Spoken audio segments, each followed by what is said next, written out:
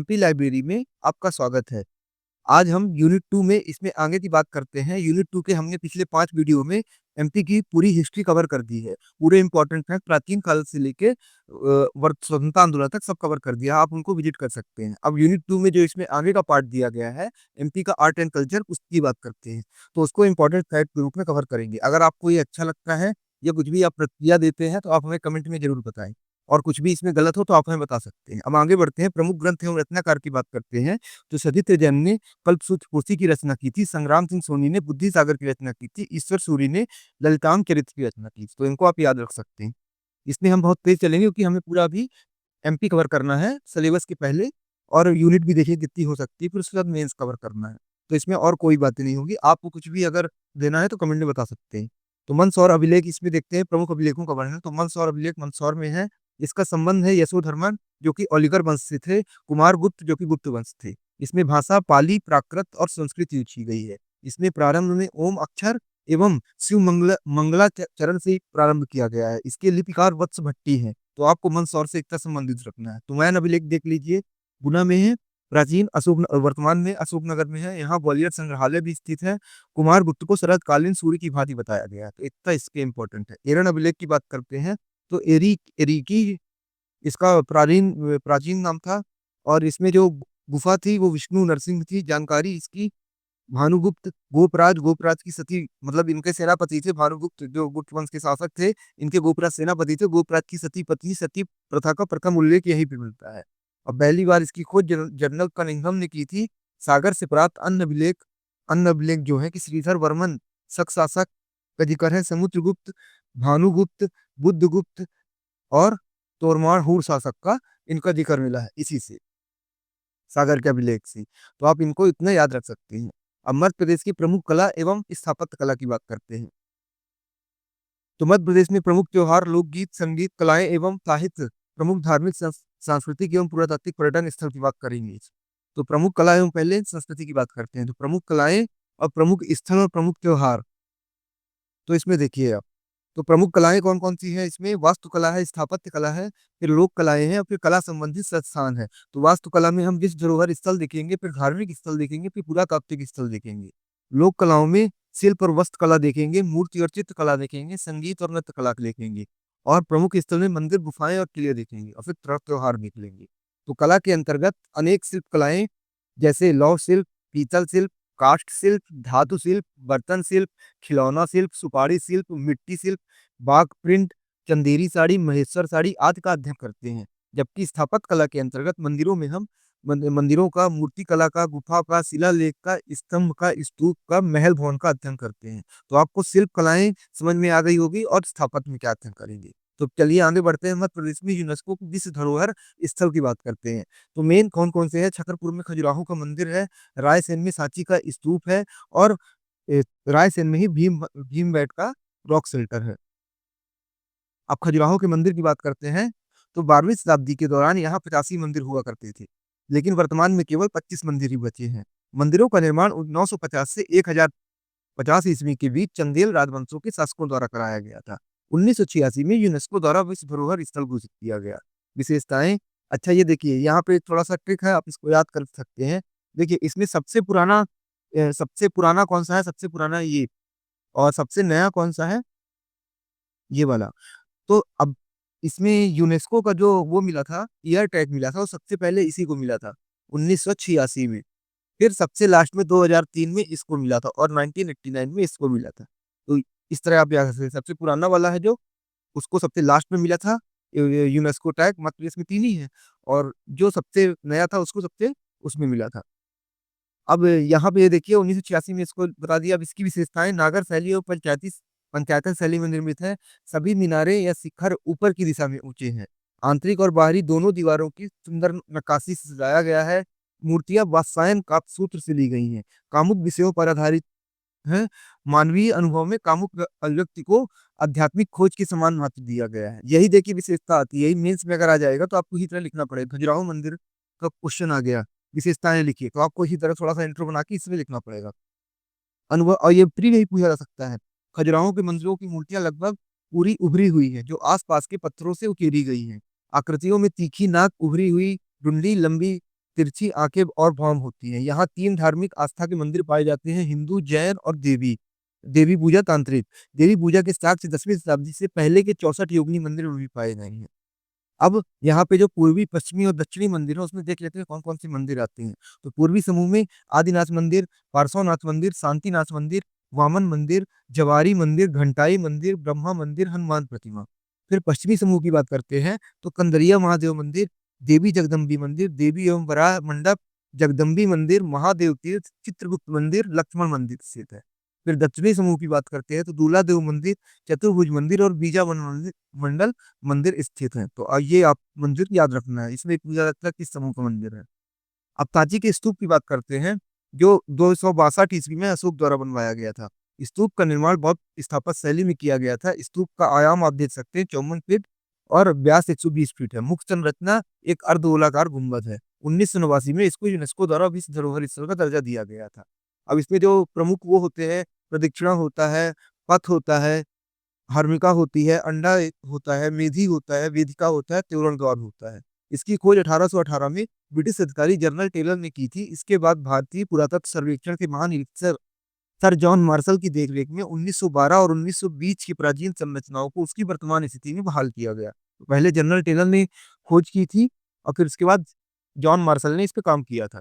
अब सांची स्तूप के बुद्ध के शरीर से संबंध देखते हैं, कैसे दिया गया। जो मेधी है वो बुद्ध के ध्यान पेट को दिखाता है, जो अंडा है वो बुद्ध का पेट और छाती को दिखाता है। देखिए पुराने क्वेश्चन अब ये नहीं पूछता है कि ये कहाँ स्थित है, अब इस तरह क्वेश्चन पूछता है फंसा सकती है एससी भी। एसडी का है हर्विका और छतरी, इसमें इसमें बुद्ध का सिर समझा जाता है। छतरी, यहाँ पे 3 छतरियां हैं। छतरी यही संरचना है जो बुद्ध के 3 रत्नों यानी कि बुद्ध धम्म संघ का प्रतिनिधित्व करती है। तोरण, ये 4 प्रवेश द्वार हैं जो बुद्ध के जीवन के चरणों का प्रतीक है। पूर्वी द्वार लुम्बिनी में जन्म, दक्षिणी द्वार बोध गया में निर्माण, पश्चिमी द्वार धर्मचक्र परिवर्तन सारनाथ में और उत्तरी द्वार कुशीनगर में महापरिनिर्वाण। ये उनके तोरण 4 जीवन के जो उनके मतलब ऐसे वो हुए थे, चरण आए थे, उनको दिखाता है। प्रदक्षिणा पथ साथी सांची स्तूप में एक ऊपरी और निचला प्रदक्षिणा या परिक्रमा कहा जाता है। तो आप आई होप ये आपको थोड़ा सा इसको याद रखिएगा। अब आगे की ओर बढ़ते हैं, भीमबेटका। तो भीमबेटका का काल है पूरा पाषाण काल और मध्य पाषाण काल। इसका क्षेत्रफल 10 वर्ग किलोमीटर और इसमें लगभग 800 शैलाश्रय हैं, जिनमें से 500 पर पेंटिंग है। 2003 में यूनेस्को को विश्व धरोहर स्थल का दर्जा दिया गया था। खोज इसकी 1957-58 में पुरातत्वविद बीएस वाकड़कर के द्वारा की गई थी। गुफाओं में प्राप्त चित्रों के आधार पर गुफाओं का नामकरण किया गया है, जैसे नंद भट्टारिका, मेदलनेई गुफा, वराहगिरी शैल गुफा, बड़ा रंग महल, छोटा रंग महल, मुर्दा टूंग, ये इनमें वो है। अब नोट, जैसे श्रीधर विष्णु वाकरकर के नाम से रातापानी टाइगर रिजर्व का नाम रखा गया है। तो आपको ये याद रखना है, ये गुफा भी याद रख सकते हैं, पूछ सकता है कि ये किस उसके मतलब आती है, किसके अंतर्गत आती हैं। अब एमपी में यूनेस्को विश्व धरोहर स्थल, ये तो स्थायी हो गई जिनको मिल चुका है। अस्थायी सूची मतलब जो स्मारक है 2024 तक 6 शामिल किए गए हैं। कौन कौन से? ग्वालियर किला, धमनार का ऐतिहासिक समूह, भोजेश्वर महादेव मंदिर, चंबल घाटी के रॉक कला साल्ट, खूनी भंडारा, बुरहानपुर और रामनगर मंडला के गोंड स्मारक। तो ये 6 शामिल किए गए हैं। अब आगे की ओर बढ़ते हैं। ग्वालियर किला, किले की पहली नींव 6ठी शताब्दी ईस्वी में राजपूत योद्धा सूरज सेन द्वारा रखी गई थी। किले में कई प्राचीन मंदिर हैं, जिनमें तेली का मंदिर शामिल है, जो विष्णु और मातृकाओं को समर्पित है। चतुर्भुज मंदिर अपने गणितीय महत्व के लिए उल्लेखनीय है, जो गणित में शून्य के सबसे पुराने संदर्भों में से एक है। सास बहु मंदिर, जिनमें से एक बड़ा मंदिर विष्णु को समर्पित है। सास बहु मंदिर एक बड़ा विष्णु को समर्पित है, 1150 ईस्वी पूर्व के हैं और अपने जटिल शिलालेखों के लिए जाने जाते हैं। सास बहु मंदिर, इसके अतिरिक्त गुरु द्वारा दाता बंदी छोड़ छठे सिख गुरु हरि गोविंद सिंह की स्मृति में बनाया गया था। ये पूछ सकता है। विशाल चट्टानी पहाड़ियों पर इनकी रणनीतिक स्थिति के अनुसार पुराने संस्कृत शिलालेखों में इसका उल्लेख गोपाचल या गोपगिरी के रूप में किया गया है। तो ये आपको ग्वालियर किला याद रखना है। आगे की ओर बढ़ते हैं। धमनार का ऐतिहासिक स्तूप, ये अपन कौन सी बात कर रहे हैं? जो यूनेस्को के अस्थायी सूची में 6 शामिल है। 3 तो अपन बात कर चुके हैं। तो मंदसौर जिले के धमनार गांव में स्थित है ये। इसमें 7वीं शताब्दी ईसा पूर्व के इन 51 चट्टानों को काट कर बनाई गई गुफाएं हैं, स्तूप हैं और चैत्य आवास शामिल है। बौद्ध काल में इसे चंद नगरी या महाविहार के नाम से जाना जाता है। बौद्ध काल में इनमें गौतम बुद्ध के निर्माण मुद्रा में विशाल प्रतिमा एक महत्वपूर्ण आकर्षक है। उल्लेखनीय गुफाओं में उत्तरी तट पर बारी कचेरी और भीमा बाजार शामिल है। गुफाओं में उत्तरी तट पर बारी कचेरी और भीमा बाजार शामिल है। इन स्मारकों का सबसे पहला विवरण जेम्स टॉड में मिलता है, जिन्होंने 1821 में दौरा किया था। उसके बाद 1845 में जेम्स फर्ग्यूसन और वर्ष 1864-65 के बीच में अलेक्जेंडर कनिंघम ने यहाँ दौरा किया था। तो ये आपको धमनार का ऐतिहासिक समूह मंदसौर जिले में उसके फैक्ट। अब भोजेश्वर महादेव मंदिर भोपाल से 30 किलोमीटर भोजपुर नामक गांव में स्थित है। भगवान शिव को समर्पित एक पत्थर बड़ा विशाल लिंग लिंग है। 11वीं शताब्दी में राजा भोज द्वारा बनवाया गया। ये अपनी भव्यता और अद्वितीय वास्तुकला के लिए प्रसिद्ध है। इसके अलावा मंदिर के मुख्य भाग और इसके शिखर में मंदिर की वास्तुकला द्रविड़ शैली को प्रभावित करती है। अब चंबल घाटी के रॉक कला स्थल की अपन बात करते हैं, तो यह विश्व के सबसे बड़ा रॉक कला स्थलों की मेजबानी करता है, जो विभिन्न ऐतिहासिक कला और सभ्यताओं के दर्शनों को प्रदर्शित करते हैं। मध्य प्रदेश, राजस्थान और उत्तर प्रदेश में विस्तृत है, ये ध्यान रखिएगा। ये स्थल प्राचीन मानव जीवन एवं सांस्कृतिक विकास के बारे में जानकारी प्रदान करते हैं। चंबल बेतिल में प्रमुख रॉक कला स्थलों में भीमताल महादेव, चतुर्भुज नाथ नाला, गरड़िया महादेव, बुक्की माता, चटनास्तर और कान्यदेन कान्यदे आदि शामिल है। तो ये आप थोड़ी नाम याद रख दीजिएगा, कुछ पूछ सकता है कि कहाँ से आ सकते हैं। अब बुरहानपुर का खूनी भंडारा की बात करते हैं, तो यह भूमिगत जल प्रबंधन प्रणाली है, जिनमें जिसमें ऐतिहासिक शहर बुरहानपुर में अब्दुल रहीम खान खाना द्वारा निर्मित 8 जलकुंड शामिल है ना। 8 जलकुंड अब्दुल रहीम खान खाना द्वारा, मैं जहाँ टिक कर रहा हूँ उसी को याद रखिएगा, वही इंपॉर्टेंट है। मुगल काल के दौरान ईरान और इराक के फारसी कनात जैसी तकनीकियों को उपयोगी सार्वजनिक उपयोगिता के रूप में भारत में आयात किया गया था। 1900 के दशक की शुरुआत में इन भूमिगत नालिकाओं के 8 सेटों की खुदाई की गई और उनका पता लगाया गया, जिसमें से 6 आज तक बरकरार हैं। इस खनिज समृद्ध जल में लाल रंग के संकेत के कारण इसे खूनी नाम दिया गया है। ये समझ में आ गया। अब रामनगर मंडला का गोंड स्मारक, यह क्षेत्र पहले भारत के मध्य प्रांत के रूप में जाना जाता था और साथ ही वर्तमान मध्य प्रदेश, छत्तीसगढ़ और महाराष्ट्र राज्यों में कुछ हिस्सों को कवर करता है। इसे ऐतिहासिक रूप से गोंडवाना कहा जाता है, जो भारत की सबसे बड़ी गोंड जनजाति का घर है। ये हो गया। अब स्मारकों के समूह में निम्नलिखित शामिल है, जैसे मोती महल। इसमें स्मारकों के समूह में कौन कौन से? मोती महल है, राय भगत की कोठी है, सूरज मंदिर या विष्णु मंदिर भी कहा जाता है, बेगम महल है और दल बादल महल है। ये इतने शामिल हैं। तो ये आपको समझ में आ गए होंगे, हमने 6 कवर कर दी अस्थायी सूची में जो शामिल है। अब आगे की ओर बढ़ते हैं, तो धार्मिक पर्यटन स्थल की बात करते हैं। तो हिंदू धर्म से संबंधित जो प्रमुख हैं, जैसे खजुराहो के मंदिर समूह, तो इसको हमने पूर्वी, अब इसमें पहले हम बता दिए थे ना कि 3 हिस्सों में पाए जाते हैं। अब पूर्वी मंदिर में कौन कौन से पाए जाते हैं ऊपर ही बताया था, यहाँ भी एक बार आपका रिवीजन हो जाएगा। पूर्वी समूह में आदिनाथ मंदिर, पार्श्वनाथ मंदिर, शांतिनाथ मंदिर, वामन मंदिर, जवारी मंदिर, भट्टाई मंदिर, ब्रह्मा मंदिर, हनुमान प्रतिमा, ये पूर्वी समूह में है। पश्चिमी समूह की बात करते हैं, तो कंदरिया महादेव मंदिर, देवी जगदम्बी मंदिर, देवी एवं वराह मंडप, जगदम्बी मंदिर, महादेव तीर्थ, चित्रगुप्त मंदिर, लक्ष्मण मंदिर, ये हो गए। दक्षिणी समूह की बात करते हैं, तो दूल्हा देव मंदिर, चतुर्भुज मंदिर और बीजा मंडल मंदिर इतने स्थित हैं। तो आई होप ये आपको समझ में आ गया होगा। अब कंदरिया महादेव मंदिर की बात करते हैं, तो निर्माण 1025 से 1050 के बीच हुआ था। निर्माता विद्याधर। मंदिर में 4 भुजाओं वाले शिव हैं, 4 भुजाओं वाले शिव हैं, जिनमें भगवान ब्रह्मा और संरक्षक भगवान विष्णु है। स्थानीय मत के अनुसार इसका कंदरिया नामकरण भगवान शिव के नाम कंदर्पी के अनुसार किया गया था। ठीक है, ये कंदरिया हो गया। अब दूसरा जगदम्बी मंदिर की बात करते हैं। भगवान शिव की पत्नी देवी पार्वती के रूप में जाना जाता है। भगवान विष्णु, देवी जगदम्बी, देवी पार्वती और देवी काली को समर्पित है ये मंदिर। मंदिर में भगवान विष्णु और दिव्य सुंदरियों की नक्काशीदार मूर्ति है। ठीक है। अब चित्रगुप्त मंदिर की बात करते हैं, तो ये सूर्य को समर्पित है। इसका निर्माण राजा कंठदेव द्वारा कराया गया था। मंदिर में 11 सिरों और 8 भुजाओं वाले भगवान विष्णु की एक मूर्ति भी शामिल है। अब लक्ष्मण मंदिर की बात करते हैं, तो भगवान विष्णु को समर्पित, जबकि इसका लेआउट कंदरिया महादेव के ही समान है। इसका निर्माण यशोवर्मन द्वारा कराया गया था। यहाँ पर भगवान विष्णु की 100 फीट ऊंची प्रतिमा स्थापित है। वामन मंदिर की बात करते हैं, इसे भगवान विष्णु के 5वें अवतार का श्रेय दिया जाता है।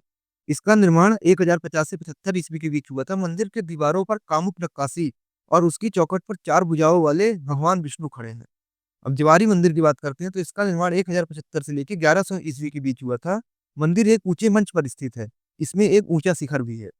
विश्वनाथ मंदिर एवं नंदी की मूर्ति की बात करते हैं, तो संधार प्रसाद शैली में निर्मित यह मंदिर सप्त रथ रचना विद्यान के अंतर्गत है। मंदिर का निर्माण राजा ध्यंगदेव द्वारा कराया गया है, जो 1002 ईस्वी में बनकर तैयार हुआ है।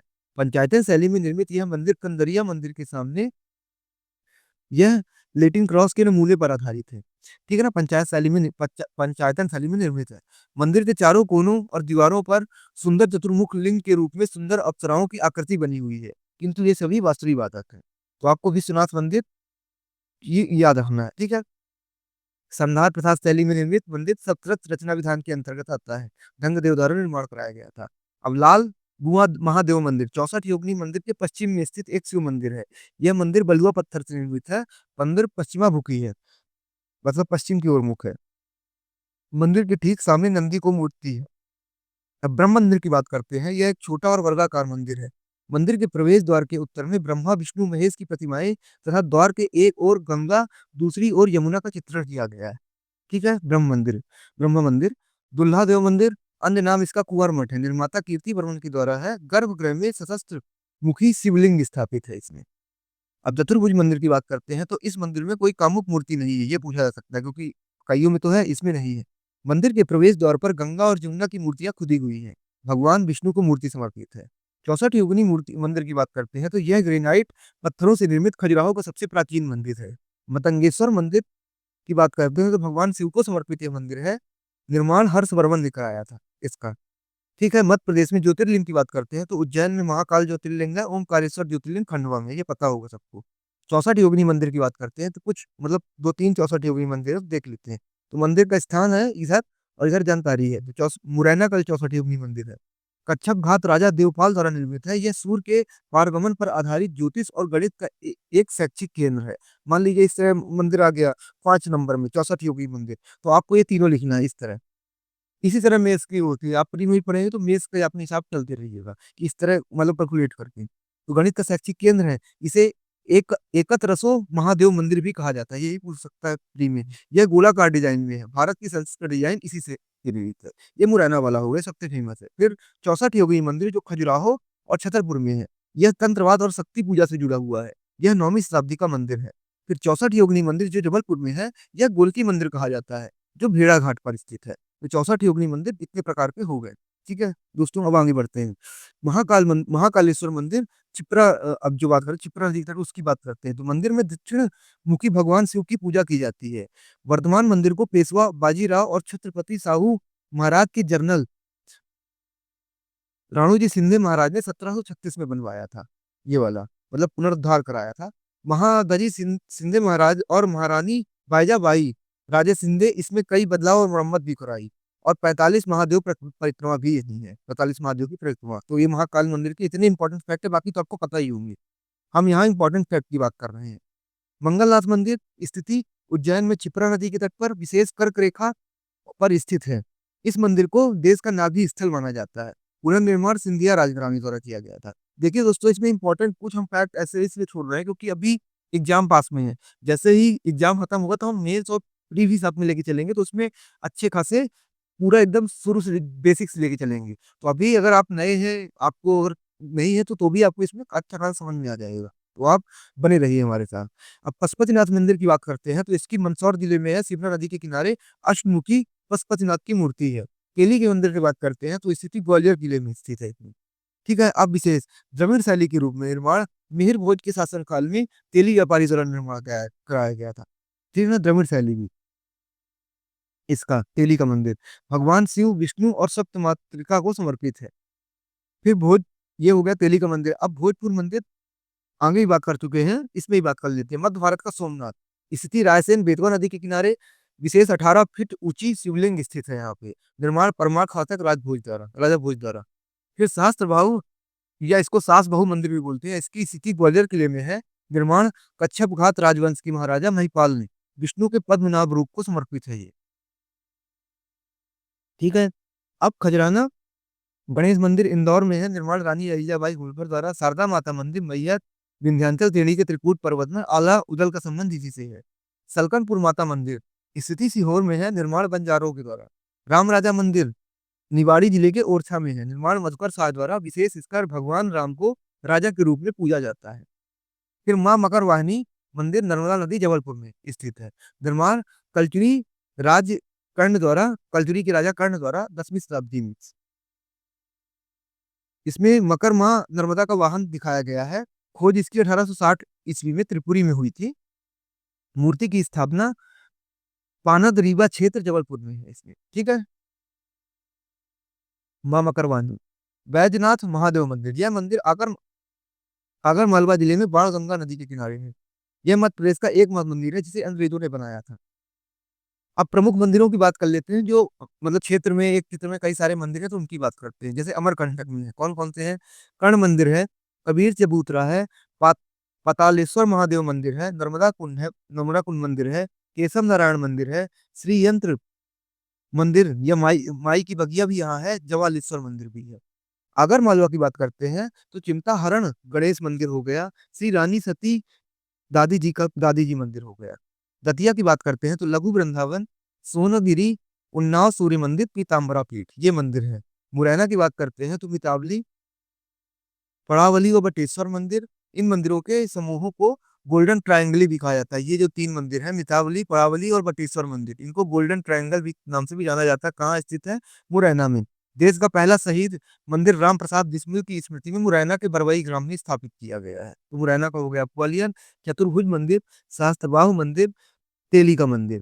सीहोर की बात करते हैं तो चिंतामन सिद्ध गणेश मंदिर, बीजासन माता मंदिर सलकनपुर वाला है, और चिंतामन सिद्ध गणेश मंदिर है यहाँ।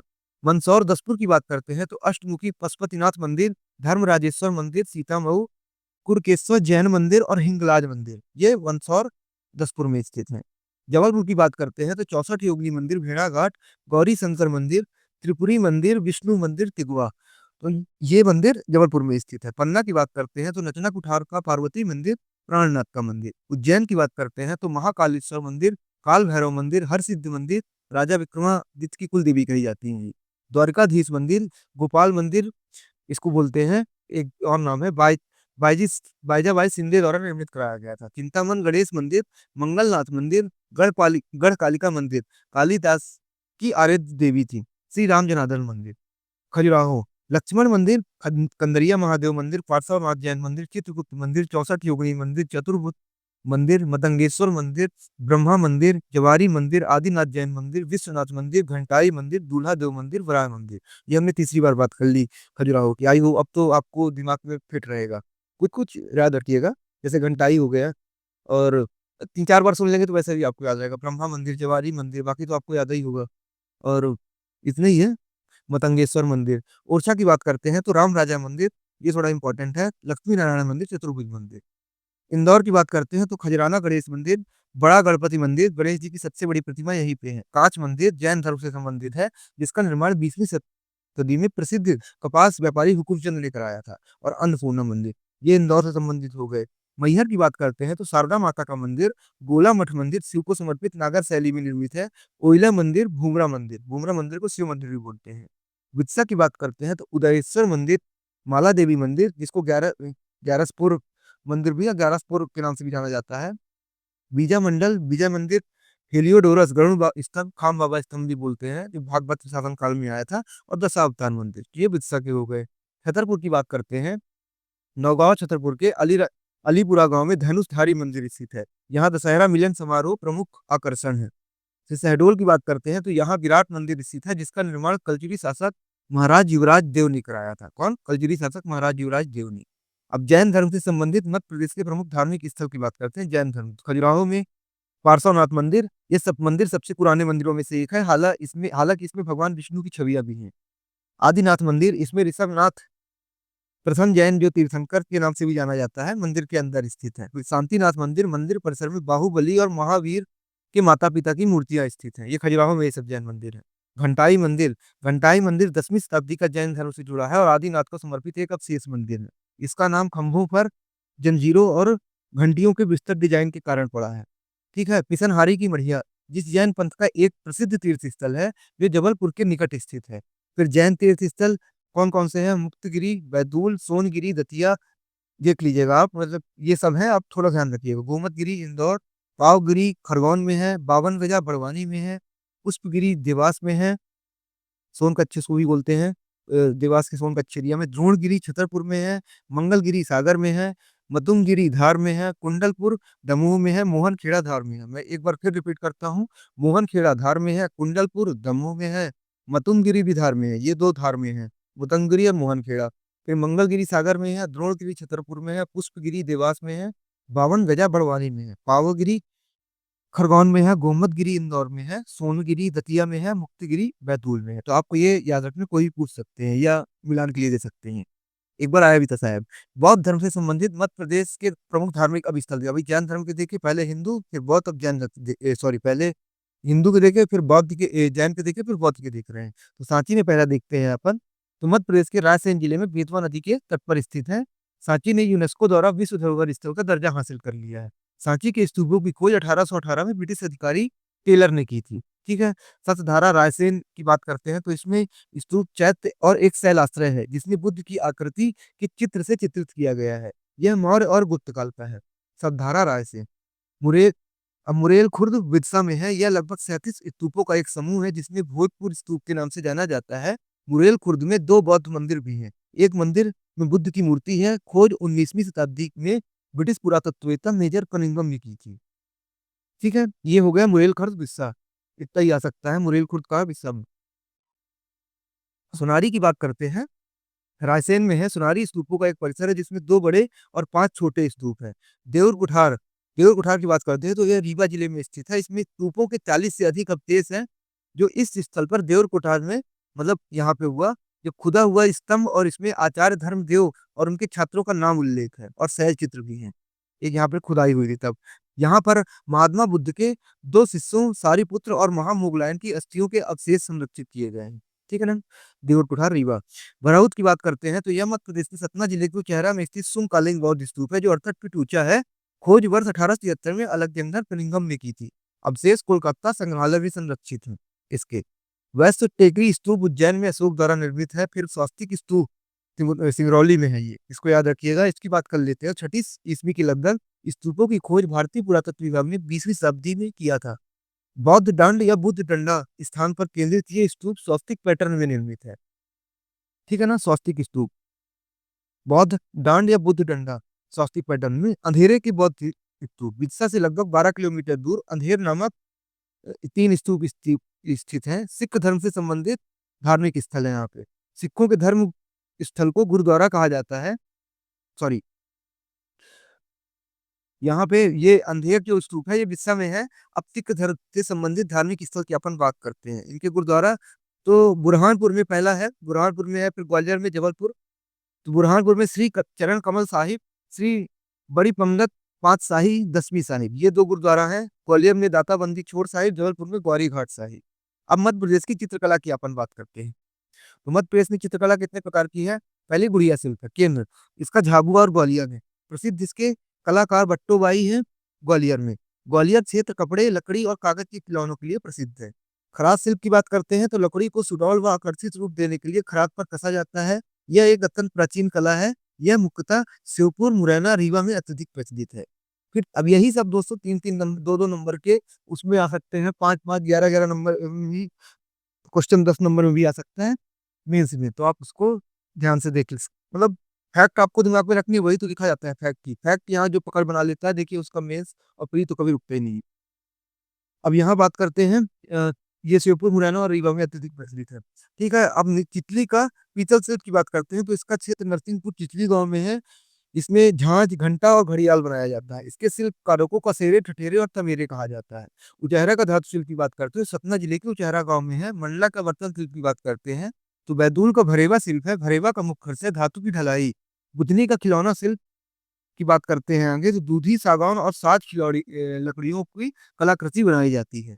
तो यहाँ पे बैतूल का एक भरेवा शिल्प हो गया, मंडला का बर्तन शिल्प हो गया, भरेवा का मुख्य धातु की ढलाई, बुधनी का खिलौना शिल्प हो गया, दूधी, इन लकड़ियों की कलाकृति बनाई जाती है। अब अगरिया लौह शिल्प की बात करते हैं तो अगरिया जनजाति लोहे को पिघलाकर तीर, भाला, कुल्हाड़ी, चाकू आदि का निर्माण करती है। क्षेत्र है जो इसका डिंडोरी, बालाघाट, मंडला, सीधी और शहडोल में है। टीकमगढ़ पीतल शिल्प की बात करते हैं तो निर्माण इसका प्रारंभिक साँचा तैयार करने के लिए, जिसे गाबो कहते हैं, गांवों से आपसे पूछा जा सकता है। टीकमगढ़ क्षेत्र की राधा कृष्ण की मूर्तियां देश भर में प्रचलित हैं। पचमढ़ी का लकड़ी शिल्प, मुखौटे, खिलौने, साज सज्जा सामान मुख्यतः सागौन व साज की लकड़ी का प्रयोग किया जाता है। मिट्टी शिल्प, शिल्प कला टेराकोटा है। पुनिया और अररिया जनजातियों का संबंध टेराकोटा से संबंधित है। ठीक है। कर्व शिल्प की बात करते हैं। मध्य प्रदेश के इंदौर और देवास में चमड़े के विभिन्न प्रकार की आकृतियों जैसे हाथी, घोड़ा आदि का निर्माण किया जाता है। शहडोल का लकड़ी शिल्प की बात करते हैं तो मध्य प्रदेश के शहडोल में लकड़ी से बने खिलौनों, सजावटी सामानों, सिंदूर की डिब्बी, चूड़ी आदि की मांग यूरोपीय तथा अन्य देशों तक है। शहडोल का लकड़ी शिल्प, रीवा का सुपारी शिल्प, सुपारियों का प्रयोग करके मूर्तियां जैसे विघ्ननाशक भगवान गणेश की मूर्ति अत्यधिक प्रसिद्ध है। इसके साथ ही कोरकू जनजाति के मृतक स्तंभ मंडो और भील के कलात्मक दीवानियां लकड़ी कला के श्रेष्ठ नमूने हैं। मध्य प्रदेश के रीवा शहर के कुंदेर परिवार के कुछ लोग सिपारियों की तरह तरह के खिलौने की कला में दक्षता हासिल किए हुए हैं। ठीक है दोस्तों, रीवा का सुपारी शिल्प हो गया। अब बांस शिल्प की बात करते हैं तो मध्य प्रदेश के बालाघाट, मंडला और झाबुआ जिलों में जनजातीय लोगों द्वारा इसका उपयोग किया जाता है। फिर अब बाग प्रिंट या इसको अली जरीन भी बोलते हैं, इसकी बात करते हैं तो इसके निर्माता इस्माइल सुलेमानी खत्री हैं, उनको कुच्ची, इन्हें यूनेस्को पुरस्कार भी दिया गया है जा चुका है। अर्जेंटीना की वस्त्र निर्माण कंपनी रेप्सोडिया ने बाग प्रिंट को विश्व ख्याति दिलाई थी। तो बाग प्रिंट अली जली आपको ये याद रखना है। कुच्ची शिल्प, अब प्रस्तर शिल्प की बात करते हैं। मध्य प्रदेश के मंदसौर जिले और रतलाम जिलों में प्रस्तर शिल्प का विकास हुआ था। लाख शिल्प की बात कर लेते हैं। लखार जाति का काम करने के लिए इसको मतलब लाख का काम करती है लखार जनजाति। विस्तार उज्जैन, इंदौर, रतलाम, मंदसौर, महेश्वर जो लाख के आभूषण, खिलौनों और साज सज्जा का सामान आदि का निर्माण करती है। ठीक है। सीपा शिल्प की बात करते हैं। सीपा शिल्प में विभिन्न छापों के कपड़ों पर हाथ से उकेरा जाता है। यह मुख्यतः भील जनजाति से संबंधित है। विस्तार उज्जैन, बदनावर और खिरावा, यहाँ इनका विस्तार है। टेराकोटा शिल्प की बात करते हैं तो माटी कला शिल्प इसको बोलते हैं। मध्य प्रदेश के मंडला जिले में निवास करने वाली गोंड, बैगा, प्रधान, दीमा, जिनवात, जिनवार, भूमि, भूमिया पाटी टेराकोटा शिल्प के शिल्पी होते हैं। ये इतनी जनजातियां हैं। और अगरिया जनजाति के लोग टेराकोटा शिल्प में धार्मिक मान्यताओं और परंपराओं में काम आने वाली प्रतिमाओं का निर्माण करते हैं। अगरिया धार्मिक मान्यताओं वाली और ये सिर्फ प्रधान शिल्पी होते हैं यार। तो टेराकोटा कौन मंडला जिले में मुख्यतः अधिकतर ये होता है। फिर दरी एवं कालीन का निर्माण कैसे होता है? मध्य प्रदेश में सूती दरी एवं कालीन की बुनाई पद्धति को पंजा पद्धति का कहा जाता है। इतना ही मेन याद रखना है। मिट्टी शिल्प, मिट्टी के खिलौने और मूर्तियां बनाने की प्राचीन परंपरा मध्य प्रदेश में प्रचलित है। ये झाबुआ, मंडला और बैतूल में है। ठीक है। काष्ठ शिल्प की बात करते हैं तो आदिम समूहों में सभी काष्ठ में विभिन्न रूपांकर उकेरने की प्रवृत्ति सहज रूप से देखी जा सकती है। कोरकू के मृतक स्तंभ, मंडो और भीलों के कलात्मक दिव्यान्या काष्ठ कला के श्रेष्ठ नमूने हैं। ठीक है। कोरकू के मृतक स्तंभ, मंडो और झीलों के कलात्मक दिव्यान्या काष्ठ कला के श्रेष्ठ नमूने हैं। कोरकू के मृतक स्तंभ, मंडो और झीलों के कलात्मक दिवान्या दिवान्या। ठीक है। अब बांस शिल्प की बात करते हैं। मध्य प्रदेश में बांस शिल्प का प्रमुख केंद्र झाबुआ और मंडला है। पत्ता शिल्प कलाकार मुख्यतः झाड़ू बनाने में प्रयोग करते हैं। तीर धनुष कला को ये मतलब इससे बनाया जाता है। बांस, मोरपंख, लकड़ी, लोहे तथा रस्सी से। भील जनजाति का इसमें प्रमुख योगदान है। कंघी कला बंजारा जनजाति द्वारा, इसका प्रमुख केंद्र उज्जैन, रतलाम और नीमच। कठपुतली शिल्प, शिल्प मध्य प्रदेश में राजनाथ और राजस्थान और उत्तर प्रदेश से आई थी। कठपुतली की 4 प्रकार की शैलियां हैं। दस्ताना पुतली, धड़ पुतली, सूत्र संचालित पुतली, छाया पुतली। 4 प्रकार की इसकी शैलियां हैं। कठपुतली नाचने का कार्य मुख्यतः नर जाति जनजाति के लोग करते हैं। अब भीली शिल्प की बात करते हैं तो प्रमुख क्षेत्र धार जाबुआ है इसका। भीली महिलाएं दैनिक उपयोग के लिए सुंदर चोमल, बटुआ, मोती माला एवं थैलियां थैलियां झोला बनाती हैं। ठीक है ना, भीली महिलाएं। नंदना ब्लॉक प्रिंटिंग नीमच जिले के तारापुर गांव में प्रचलित है। भील जनजाति के बीच लोकप्रिय है। इसके प्रसिद्ध कलाकार सी प्रदीप झारिया हैं। नंदना एक मिट्टी प्रतिरोधक ब्लॉक प्रिंटिंग शिल्प है। प्रारंभ में दाबू मिट्टी छपाई की तकनीक में रेत का प्रयोग किया जाता था। ठीक है। यह तकनीक मध्य प्रदेश के उम्मेदपुरा, रतलाम में प्रचलित है। तो भीली शिल्प में आपको क्या याद रखना है कि प्रमुख क्षेत्र धार झाबुआ और नंदना ब्लॉक प्रिंटिंग, फिर प्रदीप झारिया और मिट्टी छपाई और उम्मेदपुरा, रतलाम।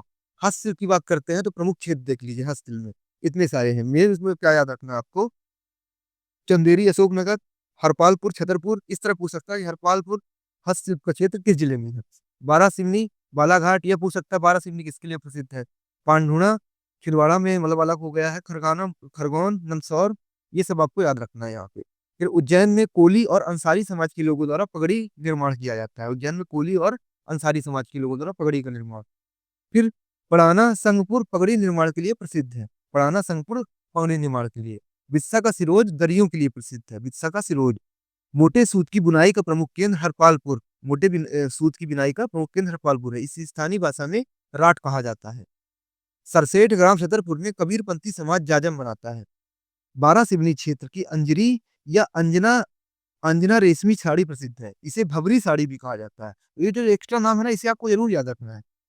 बैतूल में ओढ़नी बनाई जाती है जिसे गोंडी कड़की छीट कहा जाता है। बैतूल में ओढ़नी बनाई जाती है जिसे गोंडी कड़की छीट कहा जाता है। मंडला में देखिए, डिंडोरी के प्राचीन हथकरघा को स्थानीय भाषा में हाथा बढ़िया या मंगठा कहा जाता है। मंडला में डिंडोरी मंडला डिंडोरी के प्राचीन हथकरघा को स्थानीय भाषा में हाथा बढ़िया या मंगठा कहा जाता है। अब आगे बढ़ते हैं। तो सालू और सेला महीन मलमल बुरहानपुर में बनता है। सालू और सेला महीन मलमल बुरहानपुर में बनता है। बुरहानपुर की साड़ियों को चुनी हुई धूप कहा जाता है। बुरहानपुर की साड़ियों को क्या? चुनी हुई धूप कहा जाता है। सिरौत की छींट का उल्लेख आईने अकबरी में मिलता है। सिरौत की छींट का उल्लेख आईने अकबरी में मिलता है। तो आई होप दोस्तों, यहाँ पे आपको ये चीजें समझ में आई होंगी। अब इसके आगे हम नेक्स्ट वीडियो में बात करेंगे। तो अगर आपको अच्छा लगा हो तो आप कमेंट कर सकते हैं, और आपको जो भी इसमें गलत चीजें हमसे हो गई हो तो आप बता सकते हैं प्रतिक्रिया रूप में। और हाँ, और इसमें अभी हम नेक्स्ट में मैप के थ्रू भी लाना का प्रयास करेंगे।